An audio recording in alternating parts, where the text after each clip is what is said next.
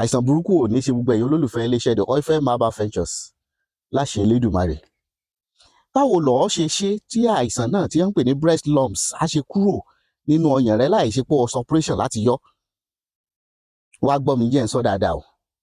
Táìsàn yìí bá ṣẹ̀ṣẹ̀ bẹ̀rẹ̀ ní tí mo fẹ́ fi hàn yìí wúlò. Táìsàn bá ti gbilẹ̀ tó ti gbinikún, àyàfi kó ṣe nǹkan míì o, àwọn nǹkan míì wà tó lè ṣe lọ́nà ọ̀tọ̀. Ṣùgbọ́n táìsàn yìí bá ṣẹ̀ bẹ̀rẹ̀ tó ṣe notice pé ọyàn ti fẹ́ mọ́ dùn ẹ́, ó wá rí kóró nú ẹ̀. Ìwọ já ewé yìí, ewé ni Yorùbá ń pè lẹ́mílẹ̀, gún ewé ẹmílẹ̀, kó wá pò mọ́ ọṣẹ dúdú. Ọṣẹ dúdú lèmi mọ̀ tí wọ́n máa ń lò ó mọ́ o. Ọṣẹ dúdú tó ajẹ́pògùn yìí ṣe fún ọ.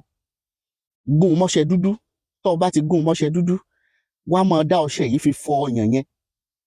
Máa dá ọṣẹ yìí fi fọ ọyàn yẹn. Tó bá tó ti fi fọ tán, ó tún wá mú ọṣẹ yẹn, ó fi ra wọ́, ó wá tún fi ra ọyàn yẹn. Tó o bá lè ṣe yẹn, tó bá fẹ́ sùn, ó lè ṣe kó máa fi ra. Lágbára Ọlọ́run láàárín ọ̀sẹ̀ méjì, gbogbo kóró inú ọyàn yẹn gbọ́dọ̀ lọ. Wá gbọ́, tí kóró inú ọyàn yẹn ò bá wá lọ láàárín ọ̀sẹ̀ méjì, àjẹpọ̀ nílò láti gbégbèsè mí nìyẹn o. Ó wá fẹ́ pè wá pé bàbá oníyẹn, iṣẹ́ yìí àìsàn yìí mọ̀ ti gíran sí ọ lára. Kódà tí ẹ ti di cancer.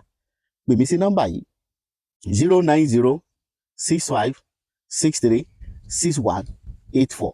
WhatsApp line wa náà nù 09065636184. Ó lè rí mi tó bá fẹ́ wá mi wá nílùú Ọ̀kínì lóṣogbo. Ọ̀kínì ni mo wà lóṣogbo. Tó bá ti dé jọ́ṣà àkọ́kọ́ nílùú Ọ̀kínì, ìwọ rìn síwájú ìgbà tó ń lọ lòbú níwájú àwọn tó ń tèso yẹn, wà á ti rí ọ̀nà kan lápá ọ̀tún, lápá àlàáfíà, ọ̀dẹ lérúkú ni. Wọ́n tẹ tá signboard wa bọ̀ tó fi dé iléeṣẹ́ the Oyan Herbal Ventures.